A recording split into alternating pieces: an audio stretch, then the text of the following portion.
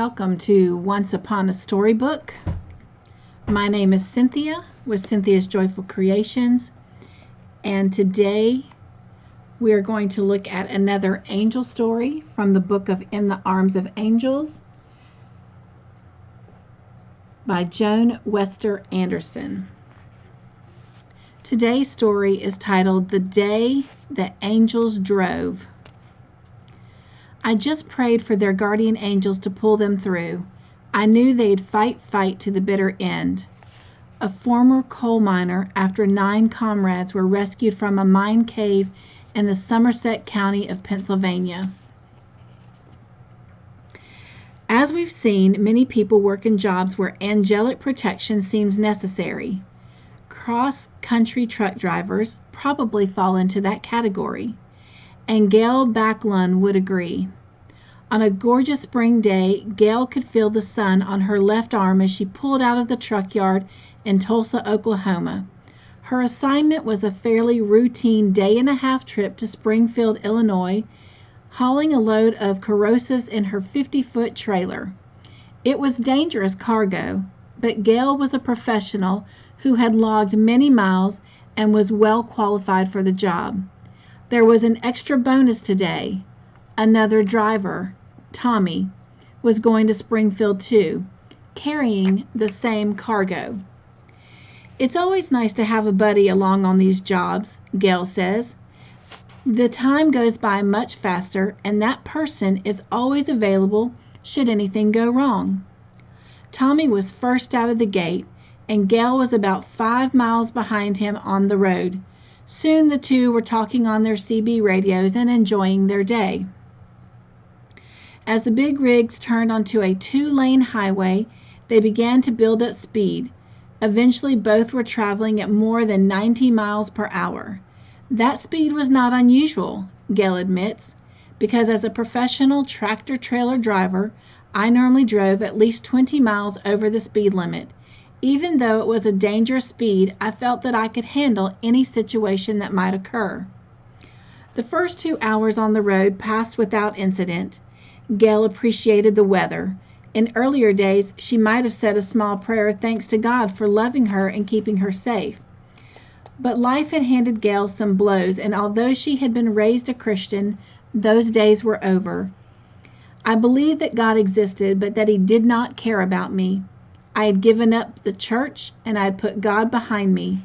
Instead, she chatted with Tommy, who stayed about 5 miles ahead. Another hour went by, and suddenly, without warning, Tommy began yelling over the CB radio. "Oh my God," he shouted. "I can't stop." "Tommy," Gail grabbed a radio, "what's happening?" "My God," he shouted again. "I'm going to hit them. Tommy, Tommy." Gail couldn't see him. She could only hear his terrified voice. She shouted again, but there was no response. Just then, Gail reached the top of a steep grade, a vantage point from where she could see the long, thin ribbon of highway unfolding in front of her. Yes, there was Tommy, way ahead of her, or at least the back of his trailer. What was wrong? "Tommy!" she shouted again, but heard nothing. Alarmed, Gail started the long descent, her speed building. About halfway down, I got a better look and could see that Tommy's brakes were smoking, and he was driving all over the road. His brakes must be out. Now Gail could see that there was at least one gas station ahead of Tommy. If he hit those gasoline pumps, immediately Gail reached for her Jake brake switch. A Jake brake slows a diesel engine down faster than air brakes can, letting a truck stop sooner and safer, Gail explains. But nothing happened. I turned the switch off, then on again. Still nothing. My Jake brake wasn't working. Gail glanced at the speed gauge. She was traveling about 110 miles per hour.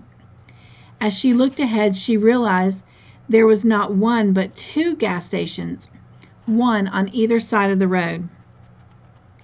Gail's load was combustible. There was going to be a terrible wreck ahead. Tommy, the gas station fuel, customers, other drivers, unless she could do something to stop it. Desperate, She stood on the tractor's brake pedal and pulled the separate handle to ignite the truck's brakes, but the truck would not slow down. It had been years since Gail had prayed, but now she heard herself screaming, "Lord, help me, I cannot stop." Now at closer range, she could see that Tommy had managed to stop his truck about 100 yards past the gas stations, but he was stuck in the middle of the road. Gail was still traveling around 90 miles an hour and wouldn't have room to go around him. If she crashed into him, if their combustible loads met, she didn't want to think about the inferno that would result. Should I aim for one of the gasoline stations, she wondered, panic now taking hold. Lord, help me. Send your angels, Gail prayed again, as she stood on her brake pedal with both feet. She was less than half a mile now from the gas stations and still going 80 miles per hour. Should she swerve to the left and try to turn her rig around so she'd be facing uphill? The trailer might tip, but at least she would save some lives. Did she have time and room to turn? Gail took another look at the gas station. What was that vehicle parked by a pump? Her heart seemed to stop. It was a yellow school bus filled with children. Oh, God, no. If she couldn't make the turn, if she lost control, her rig would end up there. The children were right in her path. She imagined the explosions, the carnage and death. Oh, angels, please, she cried, and still standing on the brake pedal, tried to turn the steering wheel. At that exact moment, the wheel jerked out of her hands. Gail says, I tried to grab it again, but I couldn't. I was now so close to the gas pump and the bus that I could clearly see a little girl sitting in the back seat pointing at me. The truck turned back to the left, missing the pumps and the school bus by inches. But Gail's hands were not on the steering wheel. How had the truck turned by itself? Now she was bouncing straight across the road toward the other gas station. Again, Gail tried to grab the wheel. The truck was slowing slightly, and maybe she could turn it around. But again, the wheel was jerked out of her hands. God! God! There was at least 7 cars parked at or near the gas pumps there.